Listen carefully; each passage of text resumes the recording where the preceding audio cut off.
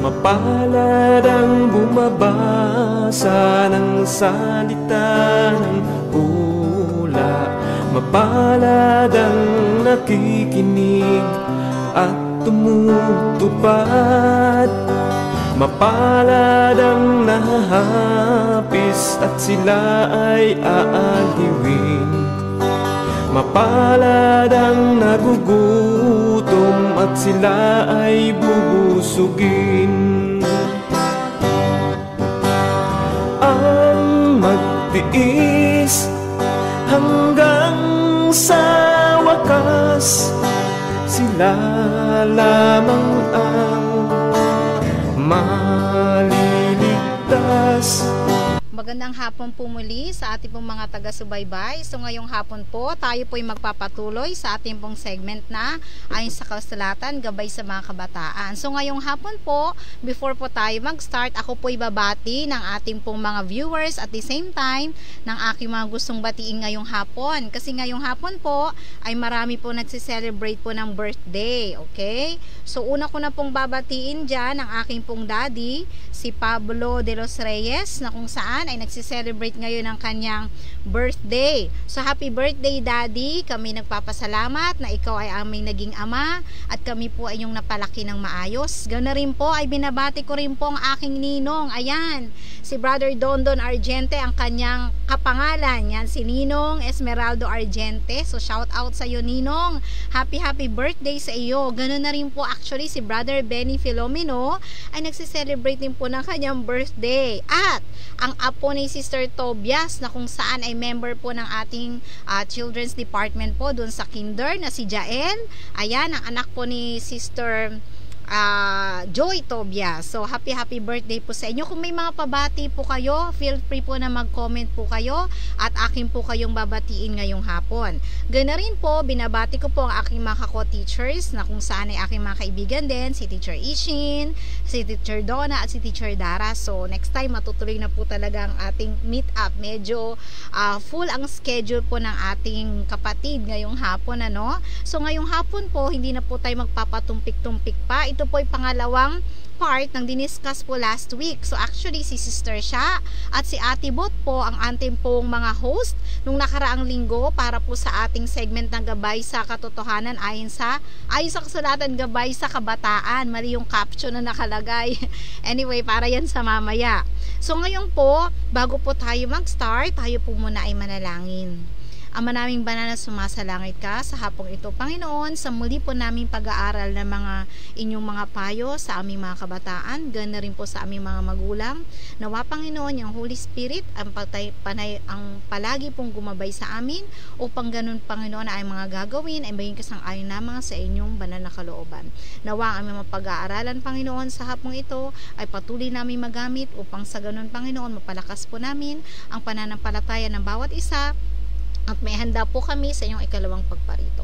Ito lang po ang hiling at dalangin, alang-alang na lahat, sa pangalan ni Jesus, aming tagapagligtas. Okay, so good afternoon po muli. So may na-miss pa akong isa, binabati ko po si Inay. Ayan po, siya po ang biyanan ng aking kuya na si Brother Dave de los Reyes. Nagsi-celebrate din po siya ng kanyang birthday ngayong August 20.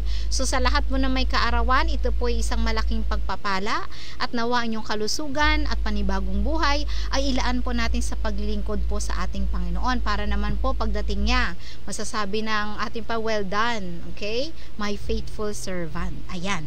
So magpatuloy po tayo pero mag-review po muna tayo, no mga kapatid. So last week po, nag-discuss po sila ng 5 topics. Ang title po ng ating aralin nung nakaraang linggo at pagpapatuloy ngayon is The Science of Living.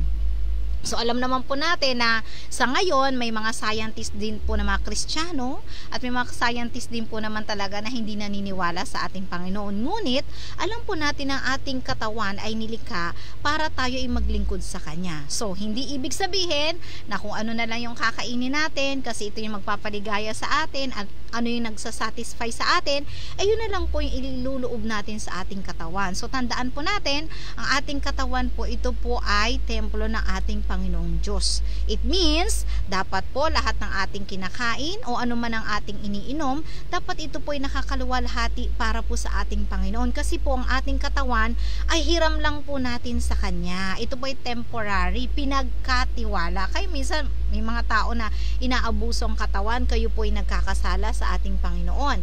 Lagi po nating iisipin, ito po ay pahiram lamang. So, wag po natin kalilimutan yan, ano? So, mag-review po tayo. Number 1 po, diniscuss daw po nila ang how important is the physical strength. So, alam naman natin na kapag tayo ay walang lakas, napaka-imposible naman tayong mag-work or magtrabaho. Sa mga estudyante, kapag kulang ng energy, paano kayo mag-aaral? Paano mag-memorize? So kailangan po talaga meron tayong physical na kalakasan para magawa natin yung mga errands or mga trabaho natin na nakalaan po sa araw-araw. Actually, ang araw-araw nating buhay, ito'y pagpapala na galing sa Panginoon. Kaya sa pagising sa umaga, makikita natin ang liwanag ng nilikha ng ating Panginoon, magkakaroon tayo ng pag-asa. At kailangan po natin ng physical strength or physical na kalakasan upang masagawa ang mga gawain natin sa loob ng isang araw. Kaya napakahalaga po nito.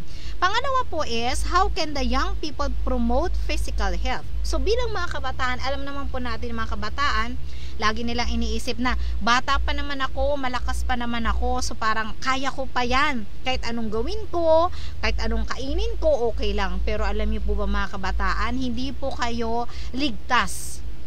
Dating ng Panginoon, tatanungin kayo kung paano nyo po inalagaan ang inyong mga katawan. Kaya dapat po, ang mga kabataan din pala ay nagpo-promote o para bang pag nagpo-promote kasi nag-i-encourage or tayo ay nagsusupport na kung saan dapat din pa lang ang physical health natin ay iniingatan. So, bilang kabataan, tayo mismo ay isang mga ilaw or tayo yung mga asin ng sanlibutan na tayo ay kakikitaan ng maayos na pangangatawan. At alam naman natin, nakaakibat po ng malakas na pangangatawan ay ang tamang pagkain. So, tayo mga kabataan, sa mga nakikinig dyan, actually hindi lang to para sa kabataan, sa ating lahat.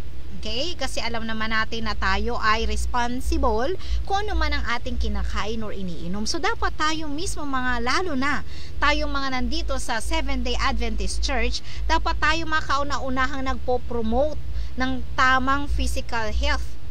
So, kaya nga meron tayong topic ng New Start, di ba po? So, alam naman natin yung New Start, nutrition, exercise, water, at marami pa pong iba. Kasi po, dapat tayo mismo na bayan ng Diyos ay kakakitaan ng malusog na pangangatawan. Kasi alam niyo po, kapag tayo malusog ang ating kinakain, malusog din po ang ating pag-iisip. So, yung para iwas tayo sa mga nega-nega, yung mga negative, ano? Kasi po, tayo ay nilikha ng Diyos para maging mabuti at gumawa ng kabutihan, hindi gumawa ng kasamaan. Pero minsan, kapag tayo kumakain ng mga hindi nararapat sa ating kalusugan, naapektuhan din po ang ating pananalita, ang ating pagkilos, gayon na rin po yung ating pag-iisip. Kaya napakahalaga po ng ating mga kinakain. Next po, yung pangatlo is why physical health is connected to promoting the development of a strong mind and a well-balanced character. Bakit nga po ba konektado yung physical health natin para makapag-create tayo ng strong mind or malakas na pag-iisip? Kasi nga po, kung ang physical body po natin ay weak, magkakaugnay po yan. So, nahihirapan kang mag-isip, lalo kung ikay pagod. Siyempre, ang gusto ng katawan natin ay magpahinga. So, yung isip din na po natin, siyempre gusto din niya magpahinga. Kaya nga po, di ba, sa gabi, kailangan po, bago tayo matulog, kailangan i-turn off po lahat ng liwanag kasi ang ating katawan ay nakadesign po na magpahinga ng walang liwanag kasi mas nakakapagpahinga ito ng maayos. At saka, yung mga kinakain natin, dapat bago matulog, at least ay mga 3 or 4 hours na nakakain na tayo bago matulog kasi nga po, bibigyan natin ng rest yung ating katawan para sa susunod na araw, ready na tayo. Kaya po tatanungin ko po sa inyo mga viewers, kapag po ba kayo ay puyat? Yan po ano, meron po ba tayong naiisip na parang kapakipakinabang, di ba? Parang ano ba, tuliro ako, groggy ako, ganyan ang sinasabi natin kasi kulang tayo sa tulog, din wala rin tayong lakas. Kaya mahalaga po ang physical health kasi nagpo-promote din po ito ng ating well-balanced character. So the more na healthy po ang ating kinakain, the more that we think healthier, kaya po we can do healthier things. So, yung mga relationship natin, maayos, hindi tayo masyadong mainitin ang ulo, hindi tayo sobrang active. Pag sinabi ng teacher na upo, yung mga batang kain ng maraming matatamis, kain ng maraming chocolate, kahit ilang beses sabihin na ikot ng ikot, napagod na lang po ang mga guro, yung bata hindi pa po pagod. Kayo po ang susuko sa energy. Kasi tapos sisisi nyo, ay naku, ang kulit talaga ng anak ko, ang likot talaga. Yun naman pala, ipinakain nyo na maraming chocolate or ng matatamis. So kayo mga magulang, actually nasa kamay ng mga nanay, especially mga nanay ang nagpe-prepare ng pagkain. So pag may mga tatay nagpe-prepare, nasa kamay nyo po ang kalusugan ng inyong pamilya. Kasi kayo yung namamalengke, kayo yung naghahain, kayo ang naglalagay ng mga ingredients. Pwede nyo ilagay ang lason, nasa sa inyo yan. Pwede nyo ilagay ang masustansya. Ngunit ang gusto ng Panginoon, syempre alagaan natin yung ating kalusugan.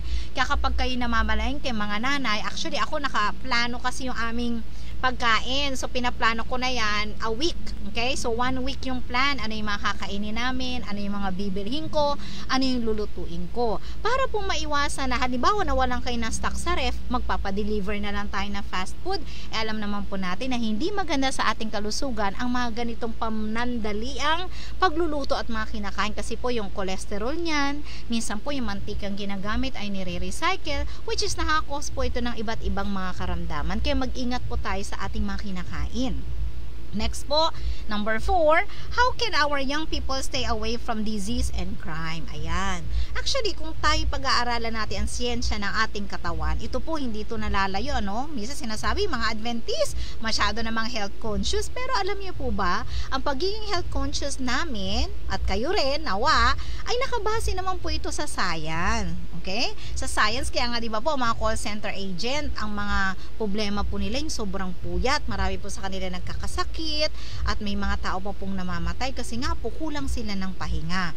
So, hindi ibig sabihin na dahil Adventist kami, napaka-health conscious namin, ay hindi na ito kasang-ayon, parang kakaiba na, hindi po. Ang amin pong paniniwala ay nakabase din po sa science. Yan. Kasi alam naman po ng mga doktor, kaya nga po sa ospital, hindi nyo po ba napapansin, bakit pagdating ng 10 p.m. lights off na sa mga dormitory ng mga paaralan? Bakit 10 p.m. dapat lights off na? Bawal na mag-aral. Kasi po ang ating katawan ay kailangan din po ng pahinga upang sa susunod na araw tayo ay may energy. Okay, so yan po, para maiwasan po natin ang mga crime at disease, kailangan po ng mga kabataan natin ay maging healthy po ang ating makinakait iniisip. At in addition, nakakaapekto po yung mga bagay na ating pinapanood, yung ating mga binabasa. Kayo mga kabataan dyan, kung gusto nyo maging healthy kayong mag-isip, healthy kayong magsalita, ano ang mga babasahin natin? Huwag tayo magbasa ng mga fictional. Ako, bilang teacher, alam naman natin na hindi natin maiiwasan magturo ng mga fiction. Ang kagandahan po ngayon sa aking online tutorial, ako po ang nagdi-decide kung ano ituturo ko sa estudyante. Hindi po sila ang nagdi-decide.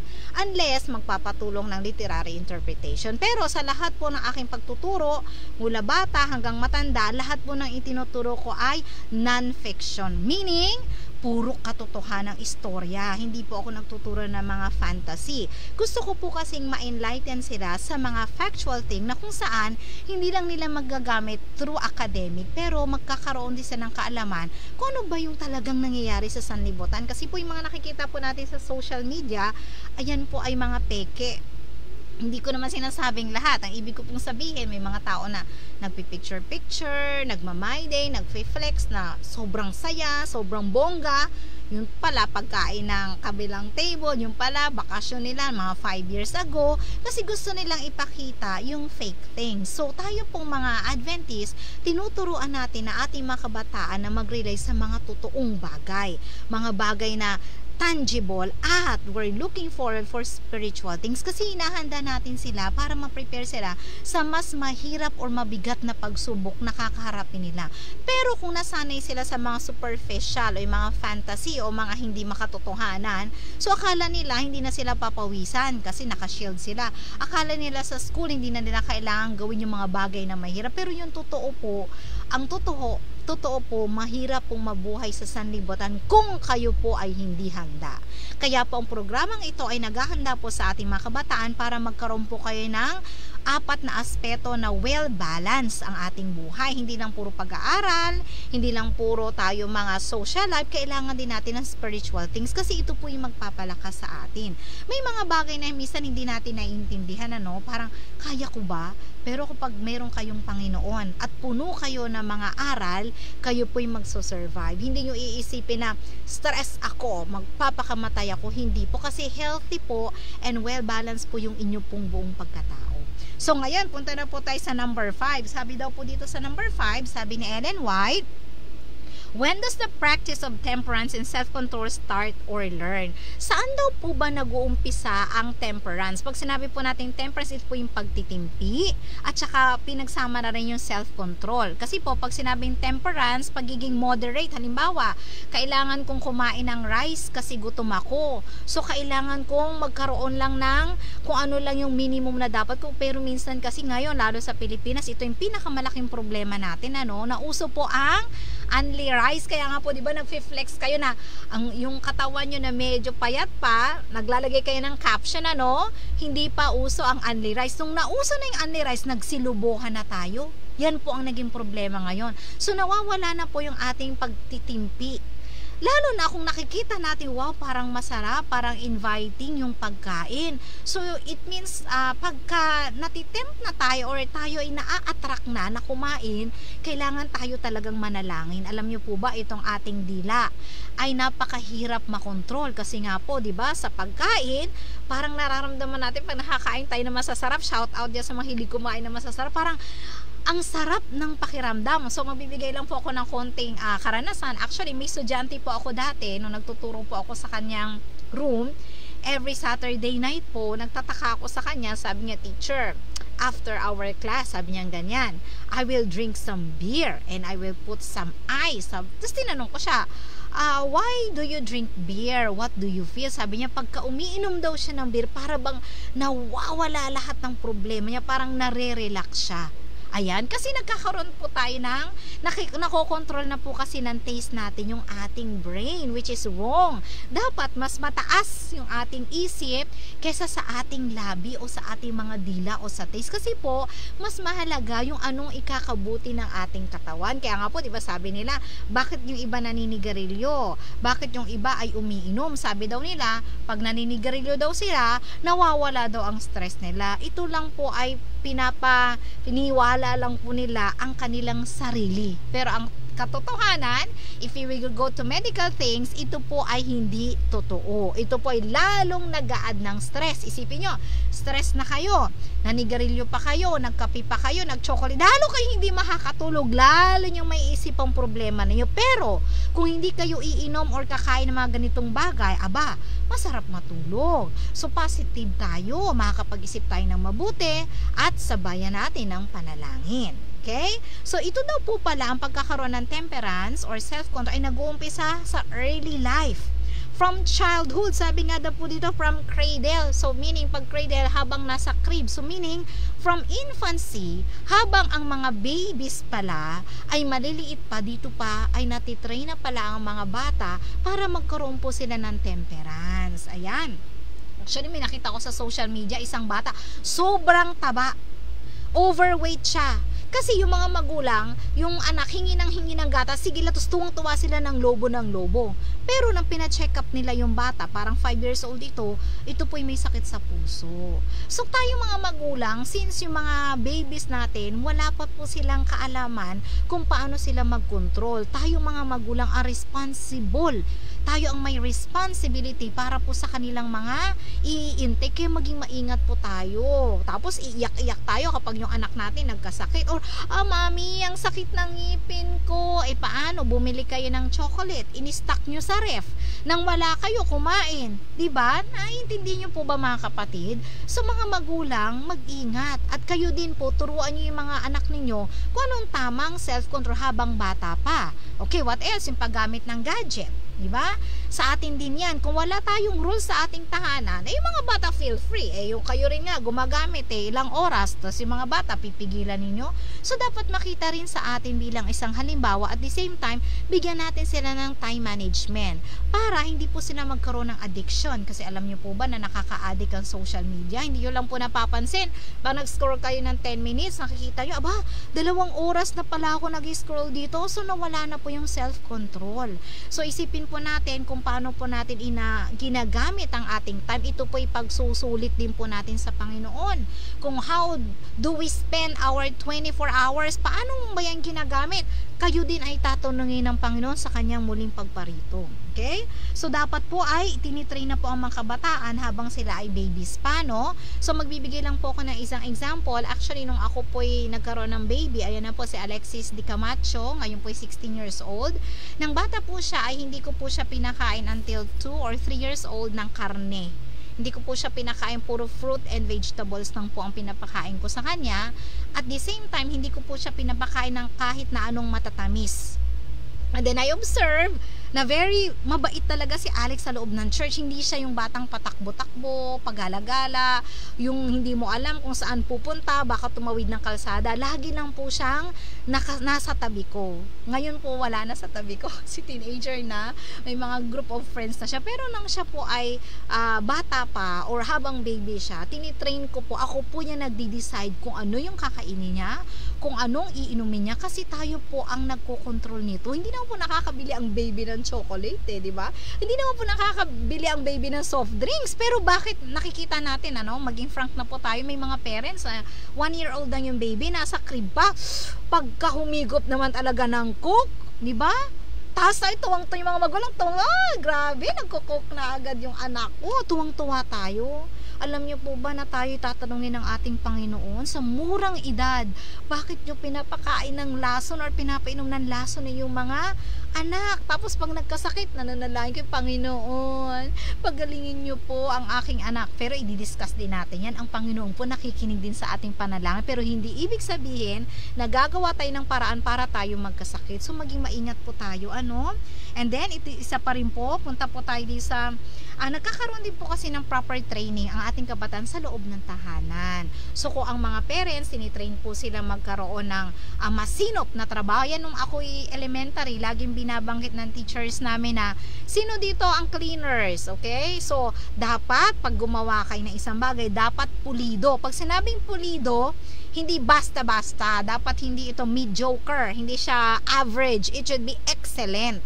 So, dapat pag po-floor wax, atin nagpo-floor wax ako, no? Kitang-kita ng teacher ko, naalala ko yan, nagkaroon pa ako ng award ng elementary, pinakamasipag ng taon. Wow, di ba? Nagkaroon, kasi nga, napakasinop ko daw, sabi ng teacher ko, napakapulido ko daw pag nag-floor wax. Lahat daw ng singit-singit ng classroom, wala talagang alikabo. Kaya tuwang-tuwa yung teacher ko noon sa akin, yung advisor ko, lagi na ako taga-floor wax, okay? Pero, para sa akin po, hindi po ito burden. Kasi po pala, ito pala ay isang training ground sa ating tahanan, sa ating paaralan. Bakit yung mga kabataan hindi mautusan sa paaralan? Kasi nga sa bahay, mga prinsipe at prinsesa din. Hindi rin pala nauutos. Kami sa may mga parents na ganito Bakit mo pinaglilinis yung anak ko? Sa bahay nga, hindi ko yan pinapahawak ng kahit na pandakot at saka walis. Tapos pagdating sa school, palilinisin ninyo, paglilinisin. Bakit yan? Wala ba kayong janitor? Nakakalungkot isipin, Kaya pagtanda, minsan yung salitang bonjing, hindi to ulan ng mga millennials, yung bonjing, yung malaki na, nagagatas pa, mataba, hindi alam ang gawaing bahay. Nakakalungkot po na hindi natin sila natuturuan. Tapos, mag-i-expect tayo na pag nag-work sila sa kumpanya, hindi sila pa iba-iba, matyaga. Kaya pag nagtrabaho na ang mga kabatang ito, maalis na ako, na-stress ako. Bakit? Nakakapagod kasi hindi natin sila sinanay nagmagkaroon ng pagtsatsaga at pulido sa paggawa. Kaya mahalaga po na i-train ang ating mga kabataan sa loob ng ating tahanan mula actually sa tiyan pa lang, sabi ni Ellen White. Sa tiyan pa lang, pwede na tayo magpatugtog ng mga Christian music, and then paglabas nyo, kung gusto nyo maging singer, sige, mag-play. Actually, si Kyle, so, Kyle, gawin lang kitang example, ng baby ba yan si Kyle, naalala ko talaga si ate siya, everyday yan nagpi-play ng mga rhymes, kaya ako na-memorize, kukil-doodle-doo, ay, kukil-doodle-doo pala yung sound ng rooster, di ba? O ano pa, yung ba-ba-black sheep, ay gano'n, chirp-chirp, mga gano'n. Kasi, nagpi-play na talaga si ate siya ng ganitong music para yung baby niya ay mapiprepare habang nasa tiyan pa lang. At hanggang sa ngayon, nakikita naman po natin, mga kapatid, na si Kyle ay nagagamit sa gawain through music. Kaya kung gusto nyo turuan ng anak ninyo sa mga bagay na gusto nilang ma-enjoy later, habang nasa tiyan pa lang, nasa sinapupunan, dapat po ay tinitrain po natin sila. Ayan. Okay? So, punta po tayo sa number 6. What is the relationship of health to self-control? Medyo na-discuss ko na po, kung ating kalusugan ay malusog, magkakaroon po talaga tayo ng self-control. Kasi parang ganito po yan eh. Kung tayo po, kaya ang ating kalusugan, ay hindi tayo healthy. So, may mga bagay na hindi natin makontrol. For example, tayo ay puyat. Pero kailangan nating magtrabaho early in the morning. So late tayong magigising, nawawalan tayo ng self-control kasi nga napabayaan natin yung ating kalusugan. Kaya kung tayo ay malusog, ang ating isip ay malusog, magkakaroon tayo ng self-control. Kasi nga yung brain natin nag-work properly. Kasi tama yung kinakain natin, tamang iniinom, and then tama yung oras ng tulog. At the same time, nagbabasa tayo ng mga sulat ng ating Panginoon, nakikinig tayo ng mga positive things, umiiwas tayo sa mga bagay na nakaka-pollute or nakakasira ng ating kaisipan. Kaya iwas-iwas po pinapayo ko po sa mga magulang. Alam naman natin na adult na yung ating mga anak, pero pwede naman po natin silang i-check, lalo po yung mga underage, yung kanilang social media. Anak, patingin nga, ano bang pinapanood mo? So, pag nakita nyo medyo foul na, kausapin yung anak nyo. Even though na tayo po, pagka nagkaroon tayo ng sariling isip, tayo daw po ay may kanya-kanya ng kaligtasan at desisyon. Pero ako naniniwala, yung pagiging role ng magulang, hindi ito natatapos hanggang sa magkaapo kayo. Andyan pa rin kayo bilang gabay. Kaya nga tayo gabay sa kanila hanggang ngayon. Actually, kahit magkaapo sa nandyan pa rin tayo. Huwag tayong titigil. Basta't nakita natin, kailangan natin silang ituwid natin sa tamang paraan at may panalangin. Okay? So, punta po tayo sa number 7. Sabi daw po dito, what will happen if our young people can't hold their self-control? So, ano bang mangyayari? Halimbawa mga kabataan na hindi talaga nila makontrol yung sarili nila. Gusto talaga nilang kumain ng matatamis, gusto nilang manood ng K-dramas, ng walang tulugan. So, ano bang kahihinatnan? Siyempre po, alam naman natin na ito ay maglilid sa maaari tayong magkasakit. So, hindi tayo magiging effective, hindi lamang sa ating hanap buhay, ganoon na rin sa ating paaralan at mga members ng ating church. At ayaw yan ng ating Panginoon. Ang gusto ng Panginoon, kung kayo ay estudyante, mga top students kayo. Kung kayo yung mga workers, wala kayong absences, wala kayong late, and then you're honest worker. Yan ang gusto ng Panginoon. Kung nasa church service naman kayo, dapat you give 100%. Hindi pwede yung pwede na. Ang pagtanggap po ng ating mga katungkulan sa church, pag tayo gaganap sa ating church, huwag tayong magpa-practice sa harap ng church. Please, mga kabataan at mga kapatid na nakikinig, tayo po'y maglaan ng time para tayo po'y mag-practice at ilaan po ito ng 100% sa ating Panginoon. Ang ating Panginoon po ay Diyos ng may kaayusan. Hindi po Diyos ng bara-bara. Hindi po yung pupunta tayo doon tayo magbabasa. Di sana, nagbasa na lang kayo sa bahay, di ba? Hindi po. Dapat po, pag tayo humarap sa ating Panginoon, tayo po ay haing buhay. Pag sinabing haing buhay, ready to go. Yan. Lagi always ready. Hindi yung, hindi ako nakapag-prepare kasi ganito. Kaya nga po, lagi namin sinasabi, kapag kayo mga church leaders, kung kayo leader ng Sabbath School, kayong leader ng church, dapat lagi kayong ready. Pag elder ka at hindi dumating, yung iyong speaker, dapat handa ka. Kapag kabataan ka, hindi dumating yung guest speaker mo, dapat ikaw na AY leader, ready ka laging tumayo at may nakaprepare ka. Yan ang gusto ng ating Panginoon. Kaya, magkakaroon ng distraction. Diba? Kapag nasira ang ating self-control, lahat po yan ay connected at ayaw yan ng ating Panginoon. Okay? Next, let's go with number 8. Sabi daw po ni Ellen White, paano daw po magigain ng self-control if you lack from it? Kasi, aminin natin, may mga kahinaan po tayo. Minsan, kapag may narinig tayong negative, automatically, tayo ay nagni-negative na response, or yung mga team members mo, kaya lahat namang umaattend, laging na, ay late na rin ako. So ano ba ang ating gagawin para naman ito ay totally kahit papaano ay mabawasan, or in the long run, in the future, ito po'y matanggal or ma-eradicate, ano? So dapat po kung wala tayong self-control, ang una natin gagawin, iluhod po natin yan, mga kapatid. Wala pong imposible. Pero ito po aking payo, sa pagluhod, kailangan meron tayong humility. Kasi nakikita ko minsan ng mga kapatid, gumagawa sila, walang humility. Alam niyo po ba, nakikita rin po yan ng mga miyembro natin, ng mga tagapakinig, kung wala pa ko yung pagpapakumbaba, lalo na po ang ating Panginoon. So sa bawat nating paggawa, lagi po tayo magpakumbaba, humingi ng tawad, and then hingiin natin na magkaroon tayo ng self-control. Ito po talaga ay napakahirap, lalo na po kung tayo ay nasanay sa makamundong buhay natin noon na tayo laging palasigaw, palamura, mabilis mag-init ang ulo. Ngayon nasa tamang pananampalataya na tayo, ihingi natin sa Panginoon na tayo po ay baguhin at tulungan tayo ng Banal na Espiritu na lagi tayong paalalahanan sa tuwing tayo ay nakakalimot. Lagi po tayong manalangin at hingin po natin ang gabay po ng Holy Spirit. At the same time, kailangan din po natin na mag-participate po tayo para mapalakas po yung physical health. Kasi isa po sa nagiging rason, wala tayong self-control kasi kulang tayo ng exercise, wala tayong proper nutrition, kulang tayo sa tulog. Di ba pag kulang tayo sa tulog, parang madaling mag-init yung ulo natin. So everything follows kasi hindi nga po natin naingatan yung ating physical health. Kaya dapat unahin po natin na alagaan ang ating mga sarili, at the same time, ihingi natin to ng tulong sa ating Panginoon. Okay, next, let's go to number 9. Sabi daw po dito, life and trust. Okay, so paano po paano po ba ikukumpara or bibigyan ng correlation or relationship ang life and trust? Alam niyo po ba, ang trust ay nagigain din po una sa ating tahanan. Actually, sa mga babies, ganun eh. Diba, pansin niyo yung mga baby, lagi naka-close fist. Yan. And then kapag hinawakan mo at nilagay mo, nakaganyan sila kasi they need security. Kasi hindi pa nila alam ang buhay. Kaya, kayong mga magulang, pag sinabi niyo sa anak niyo, susuportahan kita anak, anuman ang mangyari, nandito ako. Huwag niyo babaguhin.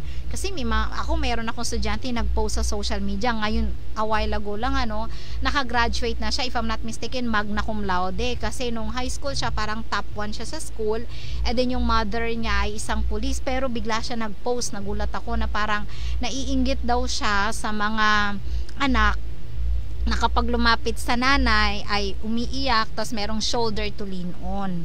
So parang nagulat ako, parang kasi kung titingnan mo yung buhay nila parang okay naman, pero nakakaranas po ba sila na nawawalan sila ng tiwala sa ating mga magulang? So paano po yan? Kailangan po nating mabuild yung trust, kasi po wag natin antay mawalan ng tiwala sa ating mga anak, baka biglang kung anong gawin nila. Kailangan po maramdaman na ating mga kabataan na meron pala silang hawakan sa time na sila'y malungkot, sa time na sila may problema, at andyan, hindi tayo lagi pasigaw, ay kaya mo na yan, kaya mo na yan, malaki ka na, ikaw na bahala dyan. Baka kailangan nila ng kausap, baka kailangan lang nila ng makikinig sa kanilang problema, kailangan nila ng shoulder to lean on. Kung kayo nga sa kaibigan nyo, like kayo on the spot nandyan, lalo na po sa inyong mga anak, baka meron silang pinagdaraanan, baka may problema sa paaralan, baka may problema sa kaibigan, baka may problema tayo mismo sa ating tahanan. Kausapin natin sila, magkaroon tayo ng open forum. Kailangan po mabuild ang trust, kasi po pag na-build na yan trust, and then i-introduce na po natin ang trust natin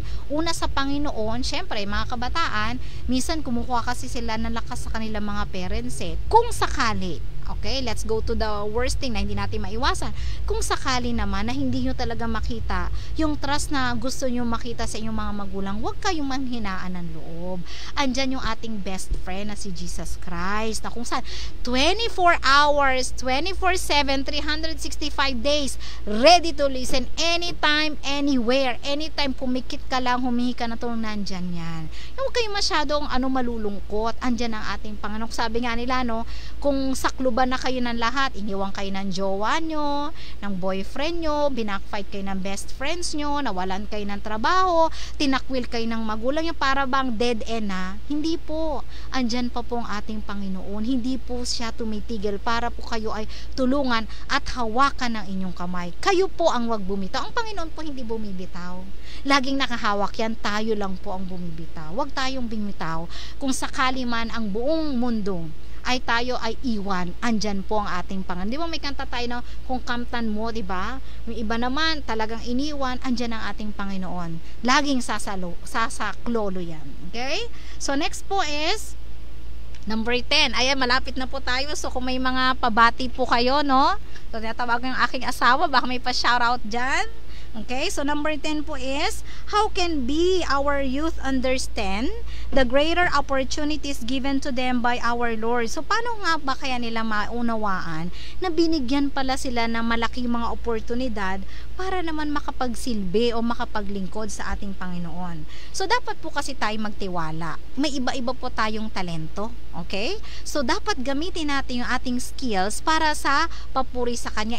And kung hihingi po tayo sa tulong ng Panginoon ng gabay para po ma-strengthen o mapalakas, okay, ang ating pong mga skills or madagdagan pa or ma-improve pa, ito po yung pagkakalob ng ating Wag lang po tayong matakot. Medyo gusto nating gumaling sa pagkanta kasi talagang gusto nating pangarap na natin talagang mag-solo sa second service. We keep practicing. We keep listening. So may effort din po tayo. At the same time, dapat hindi lang tayo nakalin sa sarili nating mga talento kasi minsan, yun nga, kapag hindi tayo masyadong natutulog ng tama, baka bigla tayong pipiyok-payok. Kaya dapat po lahat nasa ayos para naman yung mga talentong ito ay magamit natin na pinaka-maximum level para po sa pagtatapos po ng ating gawain.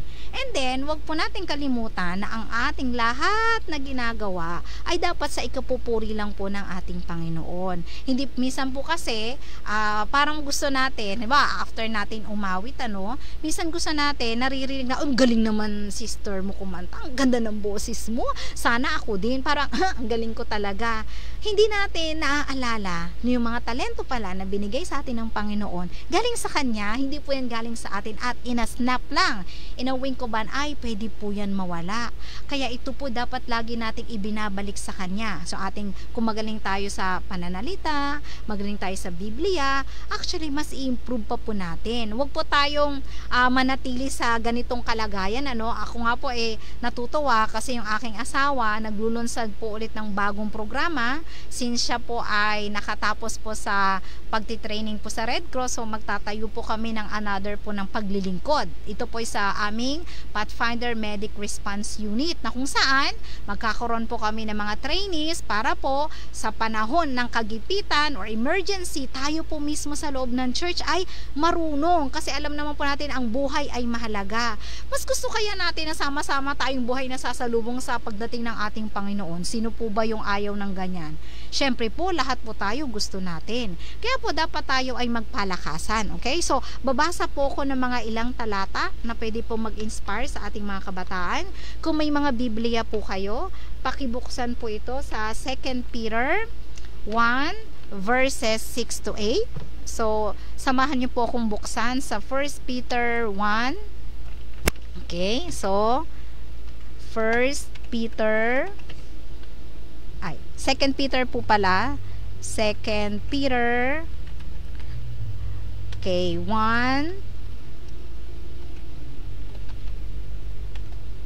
6 to 8 po. So 6. Okay, so sa 6 yan po naka-flash na ba? Okay, so yan po, basahin po natin sa salin na Tagalog, sabi po dito 6, 1 and 6, yan ba, brother? Aha. Parang ending siya. Tama ba? Tama yan, brother. Okay, let's read. Okay, so 2 Peter 1 verse 6 muna hanggang 8 po ito. Ang kaalaman ng pagpipigil, ang pagpipigil ng pagtitiis. Ang pagtitiis ng pagiging makadiyos. 7. At ang pagiging makadiyos ng pagmamahal sa kapatid at ang pagmamahal sa kapatid ng pag-ibig. 8.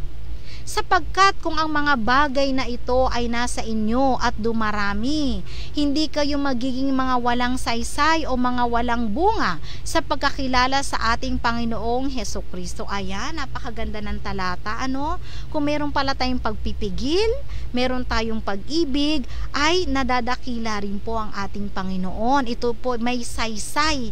Kaya po 'di ba minsan hindi natin maiwasan yung mga napapanood nating balita, parang sa isang pagkakamali lang nawala lang ang pagtitimpi, nakapatay. So dahil lang sa self-control, may ang buting-buting tao naman yun, paano niya kaya nagawa yun? Kasi po nawalan po siya ng pagpipigil, nawalan po siya ng trust at paghawak po sa kamay ng ating Panginoon. Ngunit kung tayo mananatili sa Kanya, ay hindi po ito mangyayari.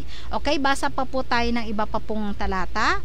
So makikita po natin, kasunod lang yan sa 2 Peter 1 verse 9 lang po. Ayan po, so basahin po natin.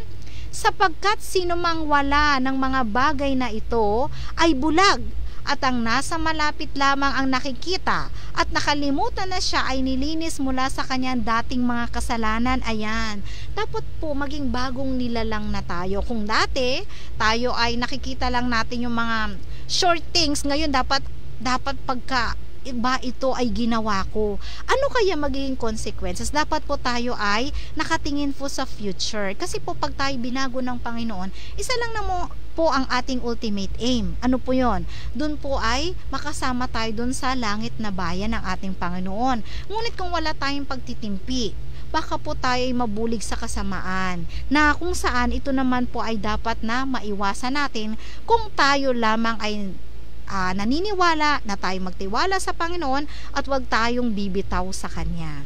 Okay? So kung may mga katanungan po kayo, ay syempre sasagutin ko po ng sang-ayon sa aking kaalaman. So baka may mga pag-greetings tayo dyan, Brother Camacho. Yan po, magbabasa po ako, So ayan, binabati po ng aking asawa, lahat po ng nagsiselebrate po ng kaarawan. Mahina daw yung sound ko. Pasensya na po, mukhang hindi na loudspeaker ulit ng medyo malakas. Ayan, so si Mami Angelina Patalinhog, magandang hapon po mga kapatid. Okay, thank you po for watching. And then si Sister Sally Punzalan. Okay, so good afternoon. Good afternoon din po kay Eddie Aguilar. So salamat po sa inyong pagsubaybay. At wag po kayong bibitaw kasi later po ay magbo-broadcast po ang Ayon sa Kasulatan, Gabay sa Katotohanan. So inyo po itong subaybayan. So kung tayo po ay wala na mga katanungan, ngayong hapon po ako po ay nagpapasalamat sa ating Panginoon na kung saan muli po tayong natuto na ang ating katawan ay dapat lang po nating ilaan sa ating Panginoon. Ito po man ay may iba't ibang metabolism, may iba't ibang sistema, ngunit lagi po nating isipin na ang ating katawan ay templo ng ating Diyos, lalo na po sa mga kabataan. Huwag po nating abusuhin ang ating kalakasan, ang ating kabataan, bagkos sa lahat ng ating iniisip, sa lahat ng ating ginagawa. Tayo man ay umiinom, tayo man ay kumakain, sa ating pananalita, dapat po ito'y nakakaluwalhati po sa ating Panginoon. So sa ating pong pagtatapos, sama-sama po tayong manalangin. Ama naming banal na sumasalangit ka, sa hapong ito Panginoon, natuklasan namin ng aming mga katawan ay nakalaan lamang para sa inyo. Nawa sa aming patuloy na paglilingkod sa inyo kami gabayan, bigyan kami ng pagpipigil, bigyan kami ng Holy Spirit upang magampanan po namin with all our might ang aming mga katungkulan, ang aming mga responsibilidad. Maging kami pa ay mga estudyante, mga manggagawa, mga tagapaglingkod sa aming iglesia, mga pastor, mga magulang. Tulungan kami Panginoon na magawa po namin ng aming mga katungkulan na sang-ayon po sa inyong banal na kalooban. Patawad Panginoon kung sa inyo po kami nasumpungan, nagkulang at nagkasala. Tulang po may hiling at dalangin, alang-alang na lahat, sa pangalan ni Jesus, aming tagapagligtas. Amen. Mapalad ang bumabasa ng salita ng pula, mapalad ang nakikinig at tumutupad, mapalad ang nahahapis at sila ay aaliwin, mapalad ang nagugutom at sila ay bubusugin. Ang magtiis